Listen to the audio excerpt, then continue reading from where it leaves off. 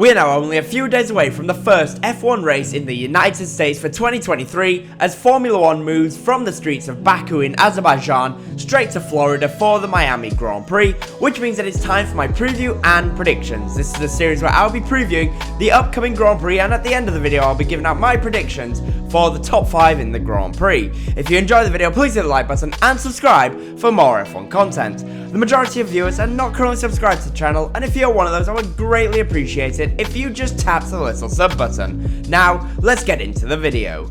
As I mentioned, this is the first race in the United States for 2023, as Miami is back on the calendar for a second year in a row, and the teams will be hoping that they can find some way of closing the gap to the all-dominant Red Bull team, as they absolutely walked away with the Azerbaijan Grand Prix and made it 4 wins in a row. And speaking of Red Bull, I will be looking more into previewing Red Bull, Mercedes, Aston Martin and Ferrari a little bit later on, so stick around for that. Right now though, what about Miami? Well, the Miami Grand Prix is the 5th round on the calendar in a season that has right now been dominated by Max Verstappen and Sergio Perez in the Red Bull team. But this weekend, as usual with Miami, there is one aspect that could change the face of the Grand Prix, and that is the weather. The weather in Miami is well known for being completely unpredictable, as one moment it could be blistering sunshine, but then 5 minutes later there could be a tropical thunderstorm. And so far, as we are at this early stage in the weekend, the weather is showing potential signs of unpredictability later in the week, and this means that at any point during the race, we could see an unexpected downpour, which could change the face of the race and potentially throw the usual order out of the window. On top of this, Miami track surface has been redone this year in an attempt to try and improve the on-track racing and the racing spectacle. Last year, the surface was very low grip, and this led to drivers not being able to go offline as much as the organisers wanted, as this would lead to multiple mistakes.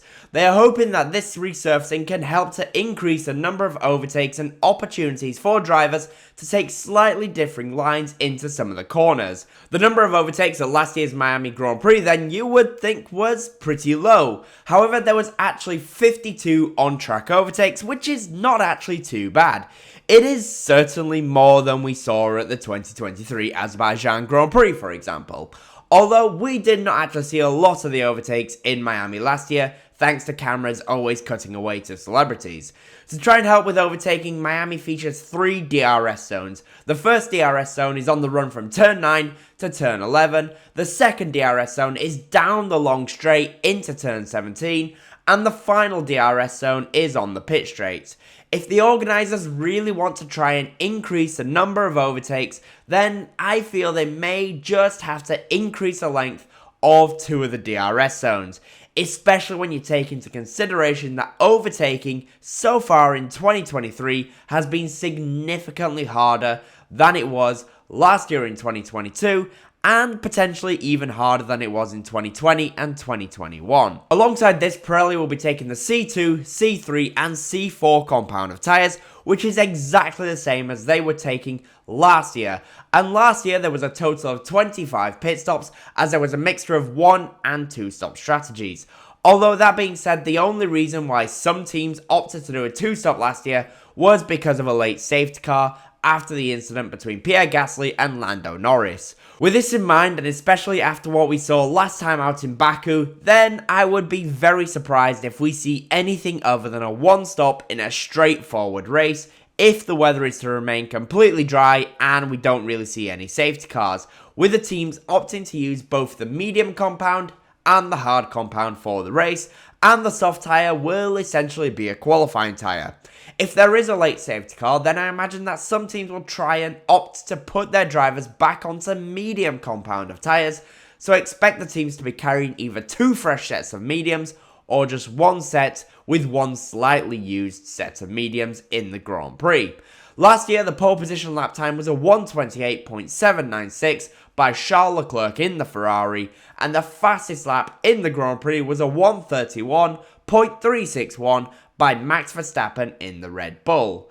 And speaking of Ferrari and Red Bull, it is now time to preview the top 4 teams going into the Grand Prix, and let's start with the team that is currently 4th in the Constructors, which is the Ferrari team. For Ferrari, the Azerbaijan Grand Prix was the first race weekend where we saw them get through the entire weekend without any issues, and because of that we finally got to see the real pace that Charles Leclerc has in 2023. As I've mentioned multiple times in previous videos, Leclerc has been very unlucky so far this year. He would have been on the podium in Bahrain had he not broken down. In Saudi Arabia, he probably would have been on the podium then as well, if not for the power unit penalty. And in Australia, he took himself out at the start of the race, but Carlos Sainz had brilliant pace in that race, although he did walk away with 0 points. Baku was always going to be a race that suited Ferrari nicely due to not only it being one of Leclerc's best circuits, but also the characteristics of the track suit the Ferrari. The Ferrari is a quick car in a straight line typically, which we can see when we look through the data from qualifying. Alongside this, Ferrari is very efficient when it comes to downforce, meaning that they can get away with slightly more downforce whilst maintaining decent straight line speed, and with that in mind, provided that they can have another straightforward weekend, then I believe it is entirely possible that they can score another podium this weekend. The Miami circuit has similar characteristics to Baku, which should suit them very nicely. Some long straights followed by tight and twisty corners with walls close by. We may even see another Ferrari pole position. For Carlos Sainz, I think his main issue was a lack of confidence in the car and the setup. To show this, I have both the qualifying lap of Charles Leclerc and Carlos Sainz, and it shows that Sainz was, in general, struggling to get back to full throttle, which you would kind of expect when you're struggling with confidence and balance. With Miami being a standard race weekend, then it is entirely possible, in my opinion, for him to get the balance and confidence required to be a little bit closer to his teammate. For Mercedes, the Azerbaijan Grand Prix was a quiet race in terms of whereabouts they were. Lewis Hamilton spent the majority of the race looking at the rear wing of Carlos Sainz, and despite having DRS, he could not really do anything about the Ferrari driver. Ferrari that weekend was simply too fast in a straight line. They had good pace in a straight line, as I just mentioned, and in some of the corners, Mercedes could not really do anything about them. Mercedes are right now locked in a tight battle with Aston Martin and Ferrari for second place in the Constructors' Championship. And with Ferrari now seemingly getting their season underway, although it has taken a few races, it will be interesting to see how much longer Mercedes can hold on to third in the Constructors. And for Aston Martin, the race in Azerbaijan was a positive race, despite the fact that Alonso for the first time this year failed to step onto the podium. And why is this? Well, for Aston Martin, it seems that their new lower downforce rear wing worked as they kind of hoped that it would.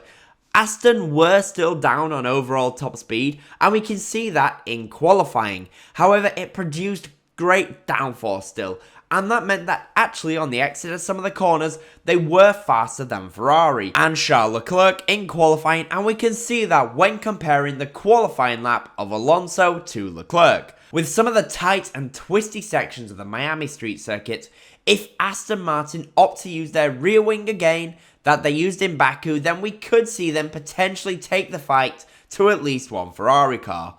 However, as mentioned, they are still lacking a little bit of top speed, which could make them a little bit vulnerable to being overtaken, at least at the early stages of the Grand Prix. It will be interesting to see in Miami if Alonso can potentially fight once again for the podium, as he was so close to scoring yet another one in Baku. Finally, for Red Bull, Azerbaijan was a walk in the park for the team. However, Max Verstappen may have underestimated the overall pace of his teammate that weekend, as Sergio Perez was not only able to take the fight to his teammate, but he was also able to match and beat his teammate on pure pace. The king of street circuits, Sergio Perez, is now only 6 points behind Max Verstappen, and after winning both the sprint race and the main Grand Prix, and with Miami being another street circuit, it is entirely possible that we see Max have his hands full with his teammate once again. And who knows, we may actually see Sergio Perez take the lead of the World Drivers' Championship this weekend. That is, of course, right before F1 starts moving on to more traditional racing circuits.